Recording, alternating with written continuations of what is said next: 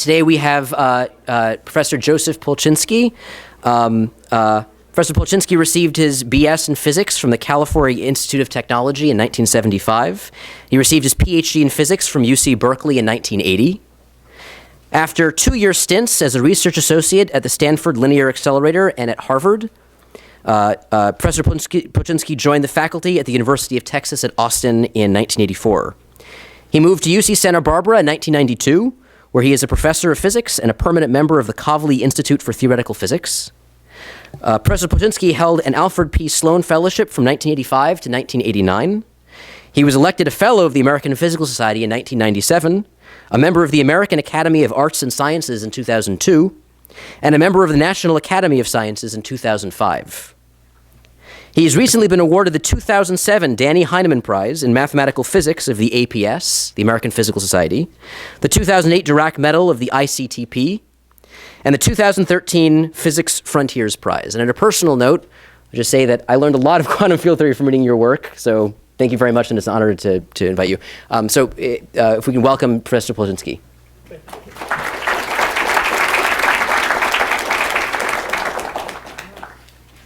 There, is that on?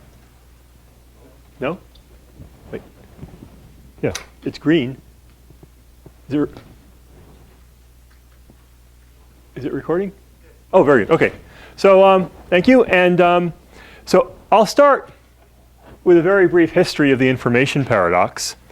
If you follow this subject from a very great distance, maybe from reading the newspaper headlines, there may be two things that you know about it.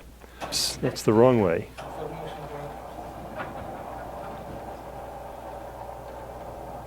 There we are. Okay. You may be two things that you know about it. The first is that nearly 40 years ago, Stephen Hawking proposed that black holes destroy information, and this requires a modification of the basic principles of quantum mechanics. It's the first thing you might know. And the second thing you may know is that in 2004, he changed his mind. Now, if this were the whole story, there wouldn't be much to say. But in fact, even after he changed his mind, there was a strong sense, even among those who hadn't agreed with him, that his original challenge hadn't been answered, that we didn't really understand things as well as we should. And this has bubbled to the surface in just the last year with the argument that has been made and widely discussed that in order to preserve quantum mechanics, in fact, we have to give up a lot. We have to give up the entire interior geometry of the black hole, a very large modification of general relativity. But the bottom line is that this 40-year-old argument of Stephen Hawking's is one of the great thought experiments in the history of physics. It has puzzled and frustrated large numbers of theoretical physics for 40 years. It has led to significant understanding already of quantum gravity, and we hope to learn more from it. Now, since this is a broad audience, I do want to say just a little bit about thought experiments and how and why they can be useful, based on the example of my favorite one, which is the one that led Maxwell to discover the displacement term and complete the laws of electromagnetism. So the laws as they came to Maxwell were incomplete. They were missing one term. And one way to expose this incompleteness, and this is something that one often sees even in introductory courses on Maxwell's equation, is that the equations without his term are inconsistent if you consider a thought experiment, which is a capacitor in an alternating current.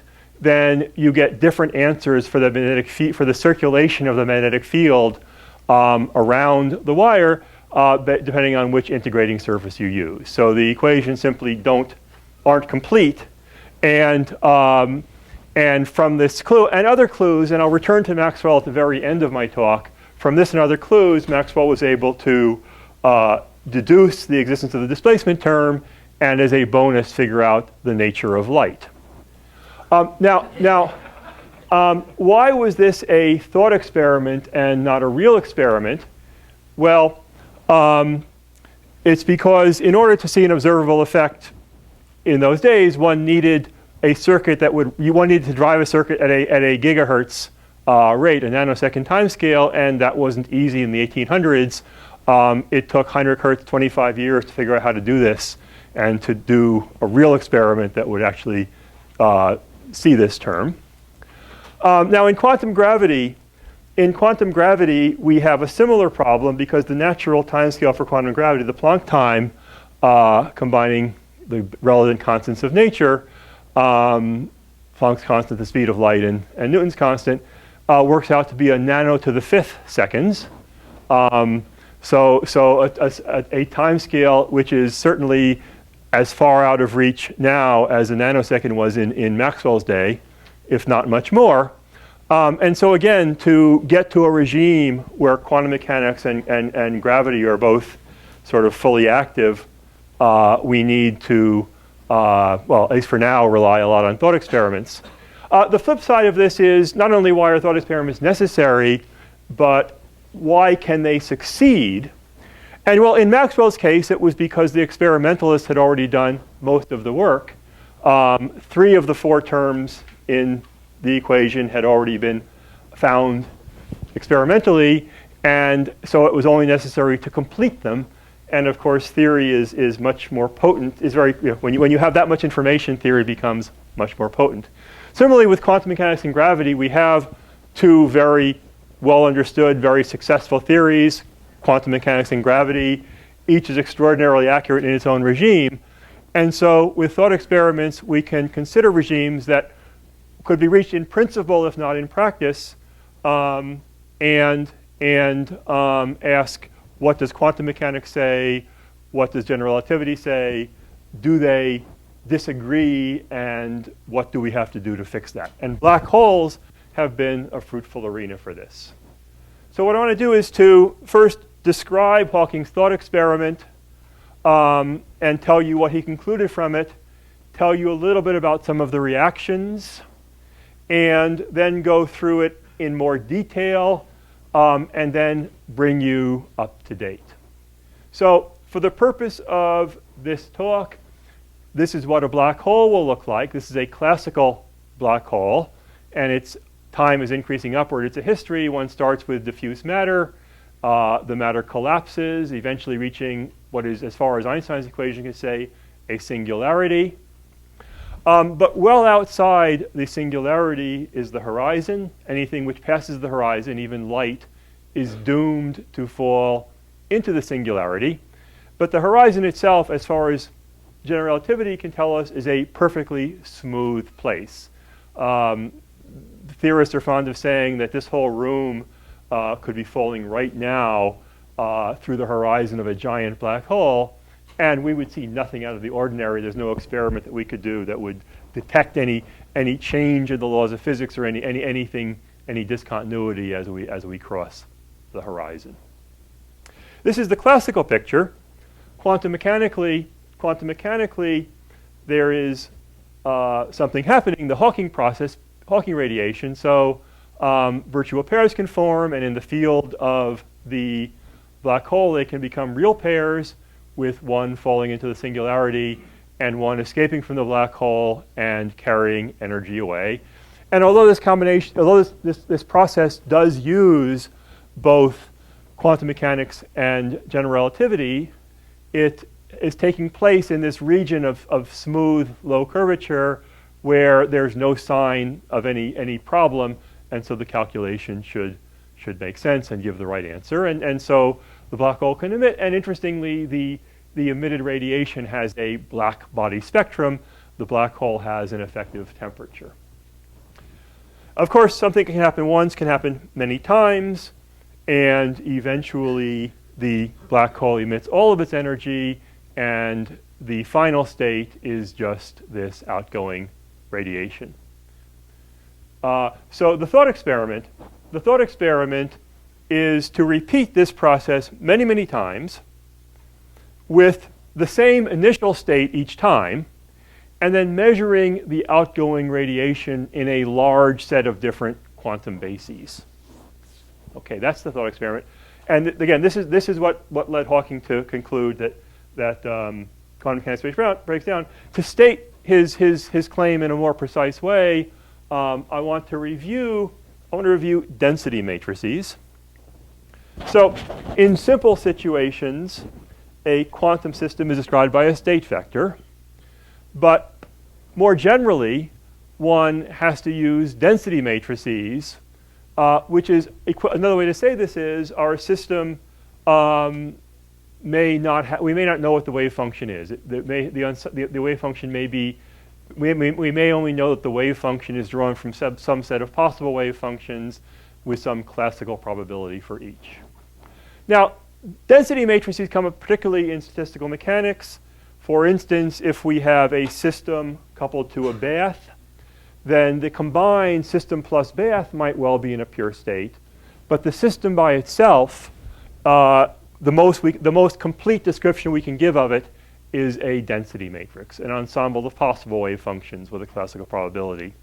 Also, if we just have a single system, but we look at not at its detailed microscopic configuration, but at some set of coarse-grained variables, then again, for the coarse-grained variables, we, in general, the quantum description is in terms of a density matrix, a mixed state.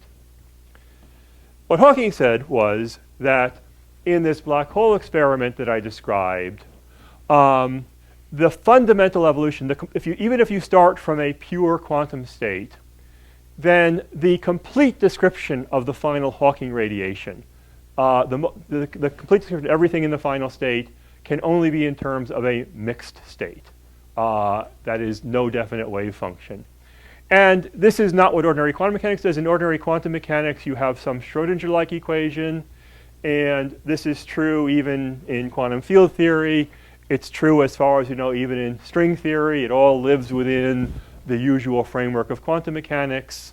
But Hawking was saying, no, whatever the ultimate theory of quantum gravity is, it has to have some more general evolution law in which you don't have a definite wave function at the end of the day. And he had a very apt way of stating his result. God not only plays dice, which referring to the usual uncertainty of quantum mechanics, he sometimes throws the dice where they cannot be seen, which is the extra classical probability. So I can tell you what the reactions were. Many people had the following reaction. The reaction was, we've seen density matrices before. We've seen mixed states before. And they're never a fundamental property of physics. They reflect our ignorance. They reflect the fact that we are not keeping track of all degrees of freedom. And so it was natural to assume that Hawking had simply mistaken an approximation for something fundamental. That it's not that information was lost, but that Hawking had simply not calculated carefully enough. Over time, more refined objections arose. In particular, an evaporating black hole is a pretty exotic environment, but one expects to learn from it things that are more general. And in particular, anything that can happen in quantum mechanics generally does happen. And so if this will happen in that environment, it would likely happen everywhere in virtual Planck scale effects. And then you can do a normal kind of effective field theory analysis of how large these effects should be at low energy. And the conclusion was they'd be far too large. Also, this generalized evolution doesn't satisfy Noether's theorem. It doesn't automatically conserve energy and would likely, in fact, lead to radical violation of energy conservation. So quite a number of reasons to believe that Hawking couldn't be right. Okay, so now let me give you his argument in more detail and explain why the problem is harder. So based on this kind of reasoning, people again assumed that Hawking had a mistake. Many people then set out to find his mistake, and they all failed. Well, I really am in awe of his original paper because he threw out this tremendous challenge. The quantum mechanics breaks down, And for 40 years, this challenge has, well, we think it's wrong maybe for a deep reason, but certainly not for any straightforward reason. It resists, and you know, this is a subject with many, many subtleties. He had foreseen all the subtleties, and his original argument still stands up today. So here's the argument in more detail. So here's again this process I described, the pair creation. It's a quantum process. So the state this produces is a superposition of either a pair is produced or not. So either there's no pair, 0 inside and 0 outside, or a pair, 1 inside and 1 outside. And I put in this this thermal looking factor just to remind you that it's thermal, but this is just schematic. In fact, on the next slide, I'll leave that out to make room. So in the repeated process, you simply, to first approximation, you simply have a product of many of that state, one for each pair. And now this is a highly entangled state. So again, if actually going back to this slide, already after the first process, if I just talk about the particle outside, it's in a mixed state. Its wave function is neither definitely empty nor definitely full, nor any superposition of the two. It depends on what's happening inside. So this is exactly the circumstance in which one encounters mixed states. And after the whole Hawking process, where one emits lots of photons, the outside state is very, very mixed. The state could be any combination of filled and empty for each of these outgoing photons. And again, it's in no sense a superposition. Rather, it's entangled with the outside state. The unprimed ones, the zeros, are fully entangled with the inside state, the primed ones and zeros. So the outside state by itself is in a highly mixed state, highly entangled with the black hole. But now the black hole evaporation continues to completion. The black hole is gone. The complete state of the system is just the outgoing Hawking photons, and the most complete quantum description one has for them is again in terms of this highly mixed state. So this is Hawking's argument. And it is approximate. The exact state is not just a simple product like this. Earlier emissions affect later ones through back reaction, through center of mass motion of the black hole. But these are small corrections, and Hawking knew, and this argument has been sharpened over the years, that this is not sensitive to small corrections, because what's happening is the amount of entanglement, the amount of mixedness of the state, is increasing by basically 1 unit at each evaporation. And the corrections that any correction you might think of, again, the ones I mentioned, exchange of gravitons between different, photons, any one of those it might reduce the growth of this entanglement from 1 per step to 1 minus epsilon, but clearly at each step there is entanglement being produced, and at the end of the day the entanglement will be large. So now coming back to this intuition that a black hole should be like a burning lump of coal, the difference is, well, what would happen with a lump of coal? With a lump of coal, if this was a burning lump of coal, for the first few photons we emit, it would be very much like what I just said. The photons would be entangled with the remaining lump, and by themselves they would be in a mixed state. But what would happen is the correlation, that whatever is correlated with the outgoing photon would bump around inside the coal, and eventually it's some kind of phonon. Eventually it would transfer its state to some outgoing photon later on. And so the quantum entanglement would eventually be transmitted, first from here to here, would eventually be transmitted to entanglement between different outgoing photons. That's what happens for burning coal, but burning coal doesn't have a horizon. The thing that makes the black hole different is that it has this horizon, this point of no return. No, this is sending in, the way I've drawn the black hole, basically, actually it's already clear from sort of the general definition of a black hole. To get information from the inside to the outside requires sending it faster than the speed of light. And there is just no process within quantum mechanics plus gravity, at least by the ordinary local rules of quantum physics, that would allow information entanglement that's once it's behind the horizon to be transferred to later outgoing photons. And so that is the thing that Hawking saw that has resisted, that really is not subject to any of the subtleties you might think of. The fact that there is this horizon and okay. Now there's this thing called string theory, which you may have heard of, which is supposed to resolve all the problems of quantum gravity. It resolves some of them from the start, but it doesn't help with this one in any obvious way because the scales are too different. So the strings have some intrinsic size, which is in simple models close to the Planck size. For the purpose of this thought experiment, the black hole, you can take it to be as large as you want, and so the scale is wrong. The strings are tiny on the scale of this picture, and simply blowing up points into loops doesn't give you a way to send information over macroscopic distances faster than the speed of light. Now there's another possibility. When the black hole is in its final stages,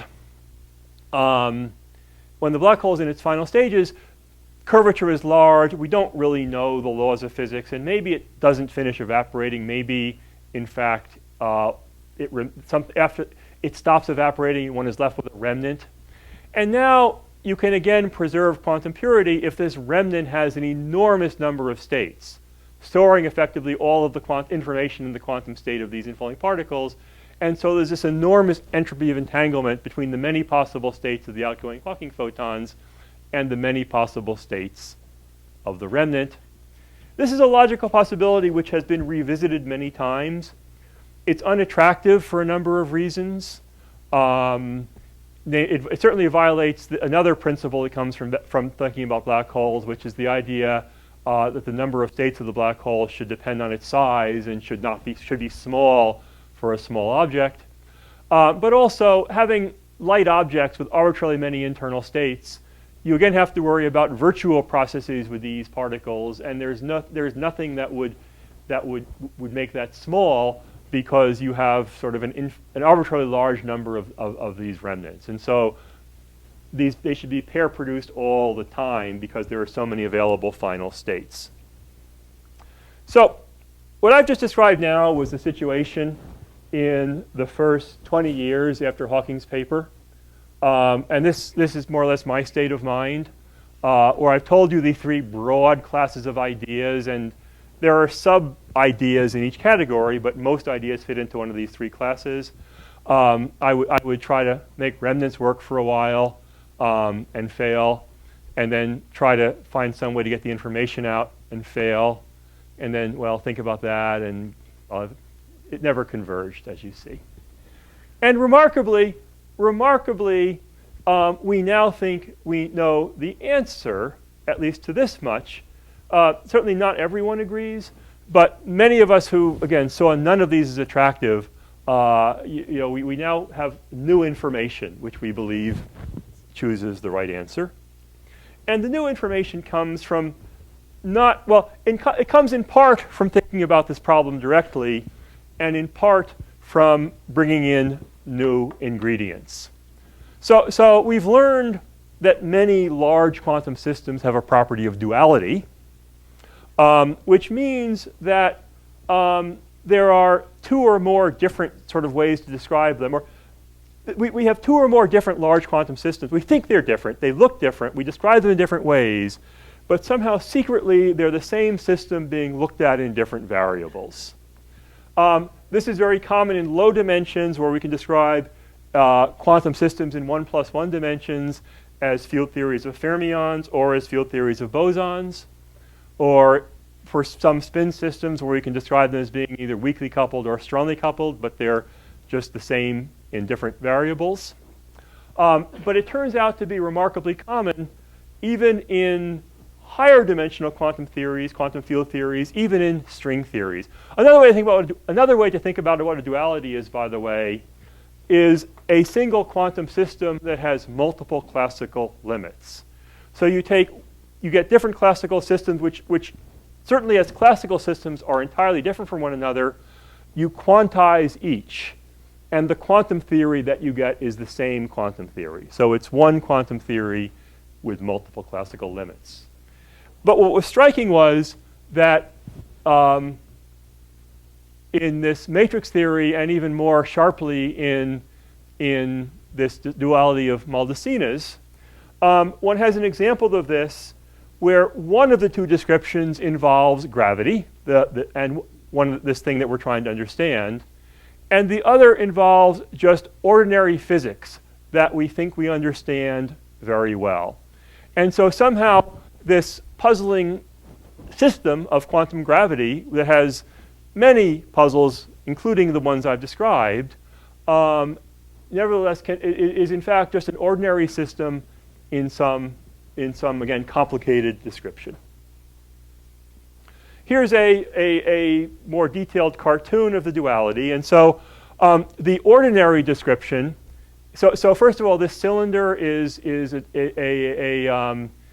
a cartoon for anti-de Sitter space, a nice space-time that the general relativists had been using for a while. What's nice about it is that it's a box that will hold gravity in. When you want to make a physical problem well-defined, you often want to put it in a box. It's difficult to put gravity in a box because it will leak out. But anti-de Sitter space is a certain kind of box you can build out of space-time itself that will hold gravity in.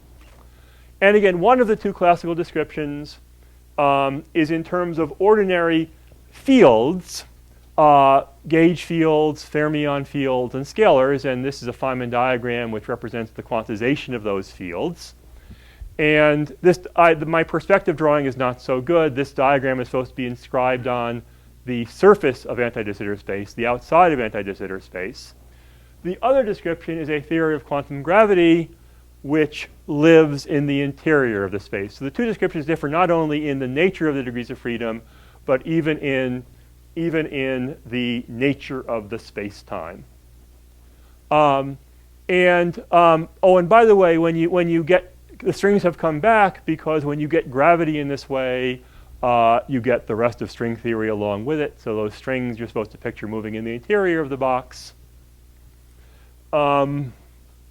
So there are various slogans one might describe this with. One of them is emergent space-time. So this is an example where, well, three things emerge. Gravity emerges, space-time emerges, and strings emerge. Emergence means that you have some quantum system.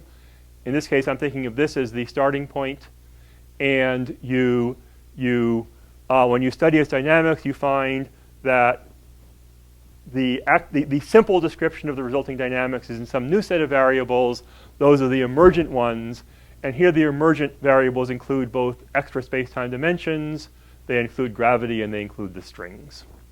Another slogan is holographic. This construction of gravity is holographic because somehow a quantum system inscribed on the lower dimensional surface is able to nevertheless completely encode the configuration of everything happening in the higher dimensional bulk theory the way a hologram does. Now, like many colloquia, this colloquium is kind of short on equations. And actually, to be honest, even when you go to technical talks on this subject, they're often regrettably short of equations.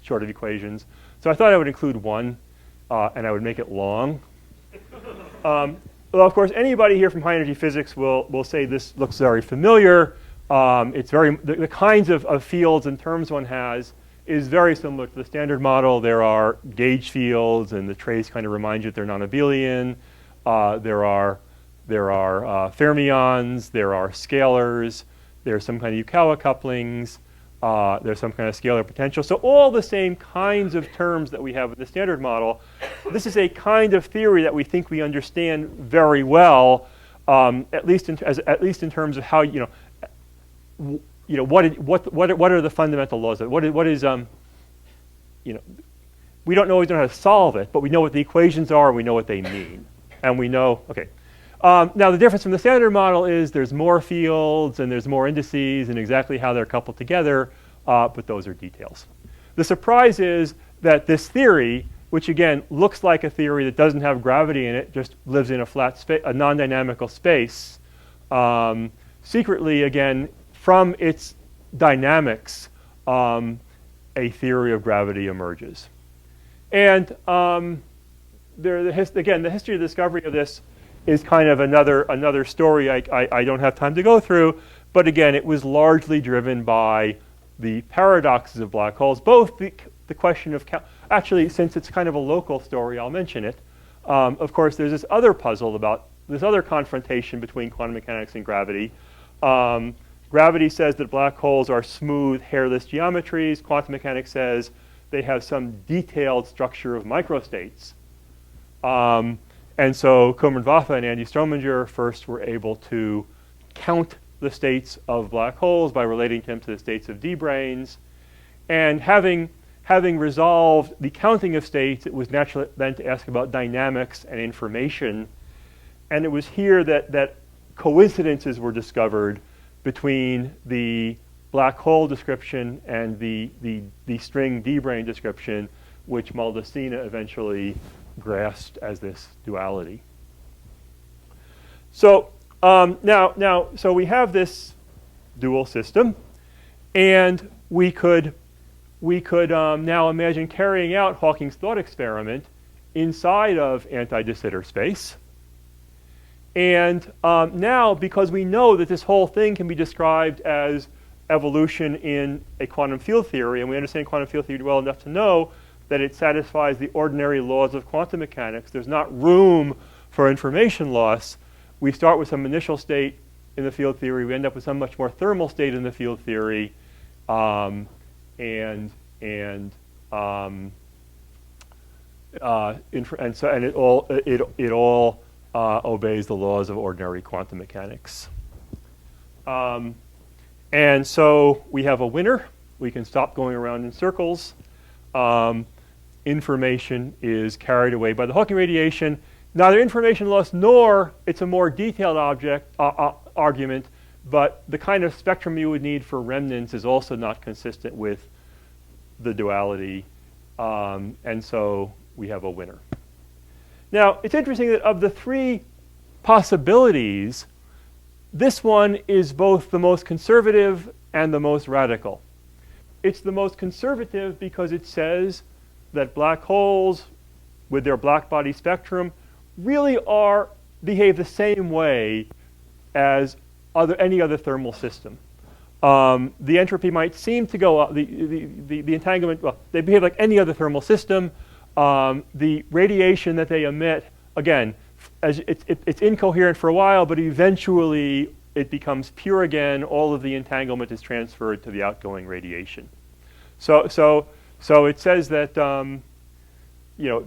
there's this unity, and in fact, the whole point of Maldacena's duality is this unexpected unity between gravitational physics and ordinary physics, and in particular, under his duality, a black hole is literally dual to an ordinary thermal system of, again, quarks and fermions and scalars. I'm sorry, gauge fields, fermions, and scalars.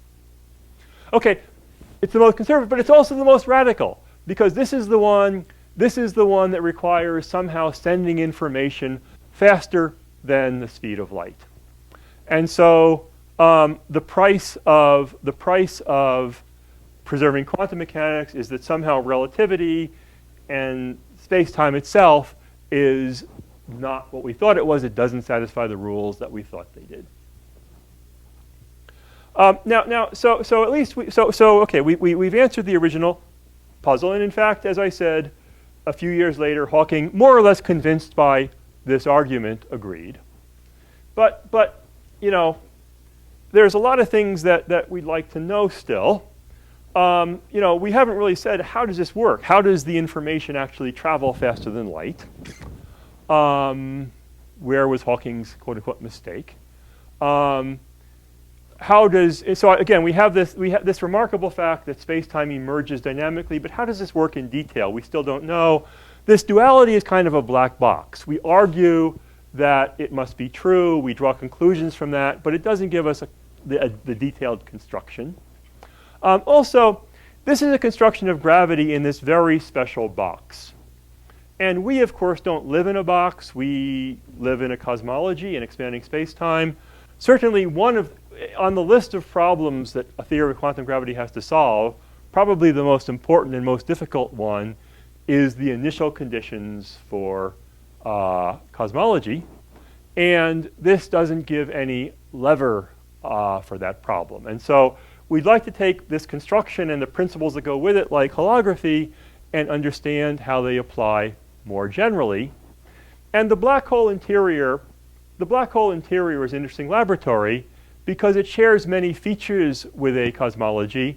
It's time dependent. There's a singularity, though it's in the future, not the past. And there are horizons. The black hole has a horizon, a point of no return, and in the expanding universe, there are horizons out there as well. Now, the one problem is, there are things we'd like to understand better. The nice thing about Hawking's original paper was that it presented a paradox, a sharp set of alternatives, none of which were palatable. And that kind of made it impossible to ignore, and it made it impossible to ignore and gave one a sharp set of questions that one needed to answer. Happily, there's a new paradox, and here are some of the principles in that. My colleague Don Marolf and Ahmed and Jamie, my students. So to describe the new paradox, I want to backtrack a little bit because before Maldacena, Tufte and Susskind, by the way, were two who very early said that information can't be lost. It must come out with the Hawking radiation, and we'll give up whatever we have to do to make that happen. And they had a scenario which is kind of attractive. Instead of a mechanical transfer of information faster than the speed of light from the black hole interior to the outside, they proposed a new relativity principle. Seems like a good thing to do. The relativity principle is that different observers see information in different places. An observer who jumps into the black hole sees the information, meaning the entanglement with the earlier Hawking photon. The observer who jumps into the black hole sees the information inside. The observer who stays outside the black hole sees it reemerge. And there's no conflict because they can't talk to each other. The observer inside certainly can't send a message out, but the late observer can't send a message back to an observer who jumped in earlier. And so this is very tricky. And it suggests that there was no paradox all along, but it requires, again, that localization, that somehow information cannot be localized in quantum gravity in the same way they can be localized in quantum field theory. There is something less local. Now, again, Maldacena's duality came along, and in some ways it ratifies this because, after all, we have these two descriptions. We have the description where gravity lives in the interior. We have the description where gravity lives on the surface. And so from one point of view, the state of the system is encoded in the interior. From another point of view, it's encoded on the surface. And so indeed, information is not localizable. It seems as though there's some convergence between these ideas. However, in trying to make models of how complementarity works over the years, I and other people have failed, and in fact, we seem to have failed because it doesn't work. So this relativity principle came with some postulates, and they're simple. The first postulate, again, is information is not lost. So the Hawking radiation is in a pure state, if we start with a pure state. And then the second and third postulates, the ones that matter, are simply that no single observer see anything unusual. They don't see high-energy particles where they shouldn't be. They don't see any violation of the laws of physics that we'd expect to hold in regions of low curvature. So that the infalling observer sees nothing unusual. We call that assumption no drama. That the observer who stays outside sees nothing unusual, we gave the less exciting name of EFT, effective field theory. And these three assumptions are seemingly not consistent with one another. As with many arguments, this has many predecessors in the literature where large pieces of this argument were present. Samir Mathur did a great deal to sharpen the Hawking paradox and made an argument that under these conditions, much of the argument is already present in his work. Steve Giddings, Samuel Brownstein had argued some years before that under some circumstances, black holes would have what he called energetic curtains, which we're now calling a firewall. But what I think what has brought this to attention is that we've argued rather sharply that these assumptions are inconsistent with one another, and that what this implies is radical. So on the next two slides, I'm going to show you how this works. And what I'm going to basically show you is that there are three quantum bits which, taken together, are in an impossible quantum state.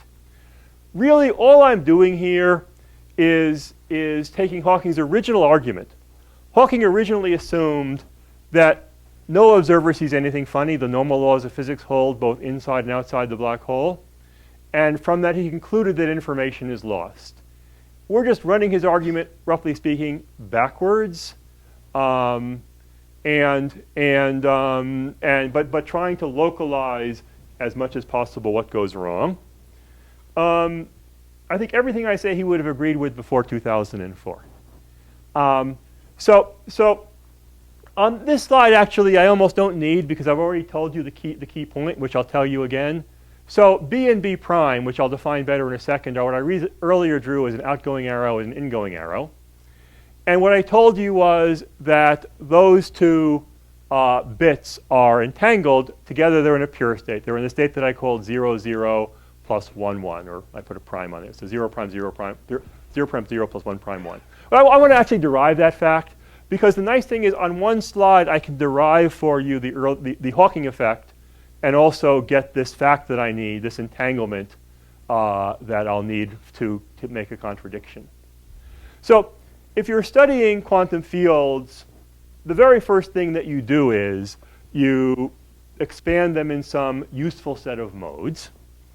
And if you're an observer sitting outside the black hole, you're going to take some kind of frequency eigenstates or maybe wave packets that are narrow in frequency. And for the outgoing Hawking photons, these are the modes that I've called B. But if you follow this outgoing Hawking photon back, you see it couldn't have come from the interior because that's a horizon. It can't escape. If you follow this mode back, then without doing any work, you know that it must have done something like this. It must, as you go back in time, skim closer and closer to the horizon. So this set of modes doesn't cover the whole space. So I want to quantize the field. I need some other set of modes that I've called B prime, which similarly cover the interior of the black hole. Now, if I'm an infalling observer, I don't want to use those modes because I don't want to use modes. I want to use modes that are sort of smooth in my region of space. I don't want to use modes that have this annoying discontinuity in this region where there is no physical discontinuity. I want to use some set of modes that I'll call A that smoothly cross the horizon. And now there is some mapping between, these are both complete sets of functions, so there's some mapping between them. But because of the horizon, because the observer who crosses the horizon is being redshifted more and more as they approach the horizon from the outside point of view here, there's a non-trivial relation between the frequencies in the two sets of modes. And so what the outside observer perceives as a positive frequency lowering operator, for the infalling observer is a mixture of lowering and raising, creation and destruction operators. Okay, that's all I need. I need one more thing. I need the adiabatic principle. So you can kind of see from the picture that this mode A, since it's being scrunched against the horizon, has a very short wavelength from the point of view of the infalling observer. As I go back in time, it's shorter and shorter. And so if it were excited, if it were not in its ground state, there would be a high energy particle there. The adiabatic principle does not allow that. The geometry is smooth. The past history, although something happened, it was happening. There's a time scale here, which is kind of the light crossing time for the black hole. The frequencies involved here are very much higher. So this mode has to be in its ground state. That's what the adiabatic principle, what I called no drama, says. But again, now, going back to the translation between the two modes, since the lowering operators for the mode A are mixtures of the other, for the other set of modes, if A is in its ground state, then B, the Hawking creation operator, is not in its ground state. In fact, it's in an excited state. This is Hawking radiation. So this is the derivation of Hawking radiation. You just have to solve a few differential equations to complete it. And the main characteristics of the solution depend only on the existence of the horizon. And again, the other lesson is what I already told you, that the BB prime system is in a pure state. It's in this vacuum state for the infalling observer. So the B and B prime are excited, but they're entangled together. They're in a pure state. So that's one fact I need. The second fact is a bit more subtle. And again, it could have been put together a long time ago. But this subject has benefited very much from people from quantum information theory who have thought more carefully about sort of how to characterize information, how to extract it from quantum states. It's benefited from people from information theory taking an interest in the subject. Hawking didn't need quantum information theory to know what he was talking about, but it's very helpful in making the paradox sharper. And so the point is now, there's going to be a third, so that we have our two bits. We have our outgoing Hawking photon, we have its partner behind the horizon, and there's going to be a third bit which is hidden in the early radiation.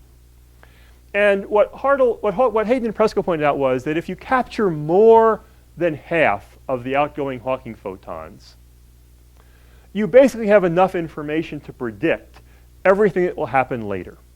And the reason is simple. The size of the Hilbert space is exponential in the number of photons. So if you capture more than half the photons, the dimension of the Hilbert space that you sort of have it that you've measured or could measure is much larger than the dimension of what remains. And so every late state will be, on the average, paired with a different initial state. That's enough to tell you many things. It particularly tells you that this Hawking mode B, this late Hawking mode B, there must be some mode hidden in the early radiation such that B and this early mode B sub E are together in a pure state. Okay, so basically, I mean, this is not such a complicated thing. The assumption is that the final radiation is in a pure state.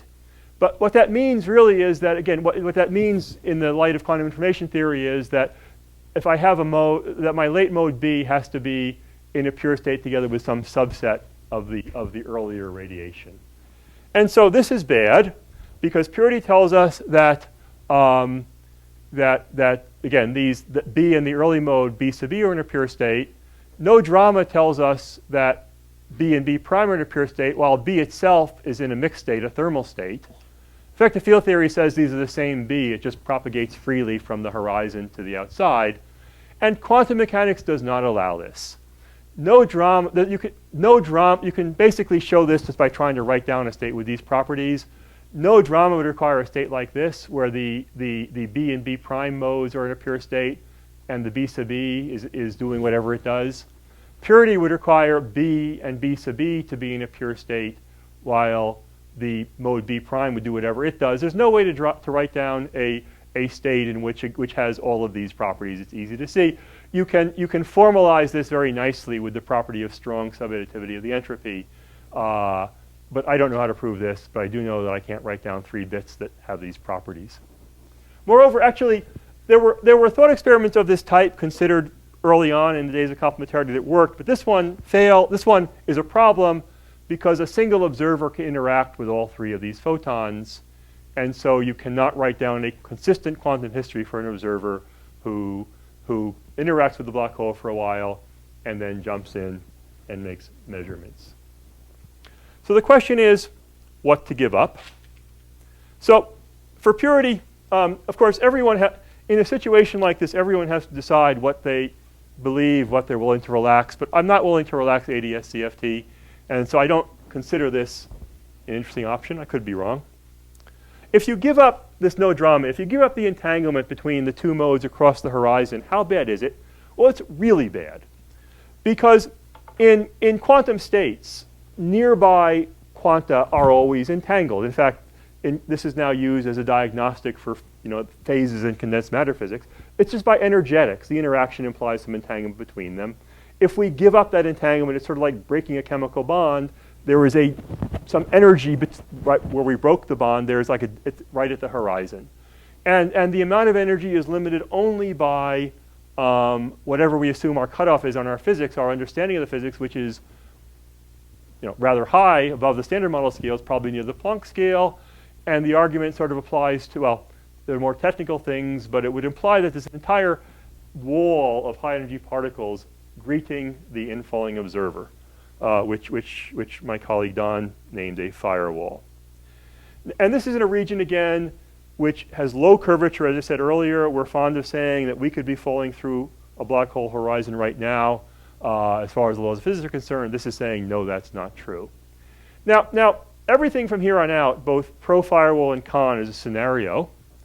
Actually, the same Mathur I mentioned earlier for some time has been arguing that the horizon should not be what Einstein says it is, at least not exactly, that these extended objects, brains from string theory, should tunnel out to the horizon, that the singularity, so I haven't mentioned the singularity much in this later discussion, but that the singularity in the center of the black hole should resolve itself by blowing up into a brain of large size. We know of other places in string theory where that happens, but they're not quite like this. They're places where causality would allow it. Here, it's still hard to see how this would be compatible with causality. There's another notion, which I'd like to think about it this way. In quantum gravity, we now have the idea that space-time emerges, that it's not fundamental. And so the idea is simply that it's not that a firewall forms, it's simply that the interior space-time of the black hole fails to emerge. The necessary conditions for space-time to emerge aren't present. And what are those conditions? Well, here's a cartoon of the black hole horizon with its state encoded holographically in pixels on the horizon. And as the black hole ages, these pixels are no longer entangled with each other. They're entangled with radiation that's already been emitted. So it may be that this loss of self-entanglement is what deprives the interior, it's what creates a situation where the interior can't emerge. Okay, but what are the alternatives? So what about the fact that something happens not at the horizon, but maybe more gently outside? It's hard to make this work. I think it's not as dramatic, but it's hard to make a consistent story. This is what I originally expected, but I don't see how to make it work either. Maybe there's always the possibility that this is something like Maxwell's demons argument, where we've assumed the possibility of making measurements that no physical system can the measurements that would lead to a contradiction aren't possible. So far, the argument has survived this kind of scrutiny, but well, no. It's interesting that many of the suggestions, many of the ideas to discuss to do away with the firewall require relaxing the framework of quantum mechanics in some way. So there's this whole story, again, has been a battle between quantum mechanics and space-time. Hawking said quantum mechanics loses, space-time is fine. Maldacena said no, quantum mechanics is fine and space-time is holographic. Now this paradox comes along and said, not if quantum mechanics is to be fine, the space-time is really pretty sick. We lose whole regions that we thought were there. And so maybe in the end there'll be something between where quantum mechanics gives a bit. And so there's not a lot of time, but I'll just mention there are multiple different ideas. So the one idea is that there so-called strong complementarity is that there is no global Hilbert space. In quantum mechanics, there is a Hilbert space that describes your whole system. Here, the Hilbert space depends on the observer, and so it's in some sense subject to the geometry. It's subordinate to the causal structure of space. There's the idea that this is sort of a Maxwell's demon sort of thing, that maybe one can't actually expose a contradiction because it would require doing a quantum computation faster than is possible. Now there are counter-arguments to that quantum computation claim, but even if it were true, it would be a rather strange statement. It would say that you could have impossible states. You could have your system in an impossible state, provided that there were no quantum computer that had time enough to show you had a contradiction. It's not clear how you embed that in a theory. One old idea, very interesting, it's very plausible that our cosmology followed backward had an initial singularity, and some more complete theory will provide a boundary condition there, a definite initial state. By symmetry, why shouldn't there therefore be a definite state at the black hole singularity? Well, the final black hole singularity is in the future when you're behind the horizon, and so it's a final state condition. Some years ago, Horowitz and Maldacena argued that this actually would preserve information, and it would do it without a firewall. The problem is, how do you actually make sense of quantum mechanics with these rules? ER equals EPR. So if you solve Einstein's equations without matter, the black hole sort of has more to it. You actually get two black holes connected by a wormhole, the Einstein-Rosen bridge. And if you consider quantum fields in this space, there is strong entanglement between the fields of the two black holes. So ER is the Einstein-Rosen bridge, and if you have the bridge, you have entanglement. EPR here is kind of the code word for Einstein-Podolsky-Rosen is the code word for entanglement. Susskind and Maldacena want to argue that if this is an equality, then that is, if entanglement implies a geometric connection, which is a pretty radical thing, then perhaps you can evade the firewall argument. The way I think about, one way to think about how weird this is, so of course the EPR paradox was supposed to show how spooky quantum mechanics is, but we all know that you can't use it to send information faster than light. In this idea, you could use the EPR setup to send information faster than light, but only if the receiver was behind the horizon of a black hole. Pretty strange. The most concrete now and most recently discussed idea is that the observables behind the horizon are not linear operators as they are in ordinary quantum mechanics, but have some kind of nonlinear dependence on the state. Now, it seemed we had learned the lesson from Maldacena's duality that quantum gravity lives within the framework of ordinary quantum mechanics. But in retrospect, the ADS space is very special. An observer who sits on the boundary of ADS space isn't really subject to quantum gravity. The metric's not fluctuating there. They aren't a typical observer in quantum gravity. And even an observer who can exchange messages with the boundary observer is pretty special. It's much more generic in quantum gravity not to have simple observables, not to have this kind of well-defined boundary observable. And it might be, and we don't know in that context that the lesson of ADS-CFT is what we thought it was. But all of these are preliminary frameworks, not theories.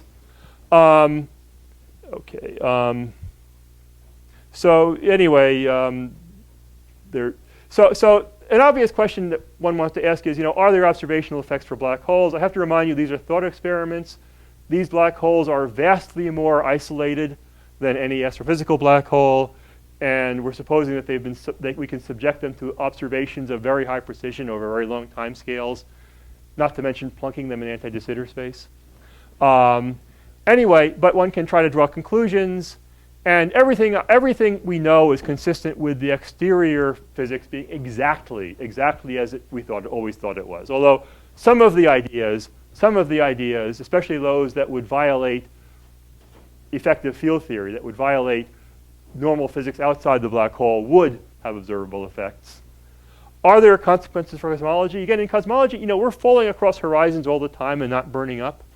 But it's never been clear that the relation between black hole horizons and cosmological horizons. We don't know how the entropy works for the black hole, for the cosmological horizon. We don't know if there's an information problem. Right now, all one can say is that this is giving us a new lever, perhaps, on applying holography more generally. So as far as where this is going, so Maxwell, the thought experiment, told him that the laws of physics that he had were not complete. But along the way to find the right laws, you may know he spent some time trying to imagine electromagnetism as emerging from a vacuum full of wheels and gears. And it looks pretty funny now. I thought this was pretty funny when I first saw it, but he got the right answer. I mean, he knew that it wasn't the wheels and gears that he cared about, but he wanted the effective field theory that described them. He wanted to use them as a crutch to figure out what the long wavelength equations would be. So in thinking about the different ideas about what the firewall might be or how the argument might be avoided, I feel that we're very much at this stage. That in our theory of quantum gravity, we are at the stage of trying to populate things with wheels and gears, which will eventually disappear, and we'll be left with a deeper understanding. And I hope it's as profitable as these wheels and gears were. Thank you.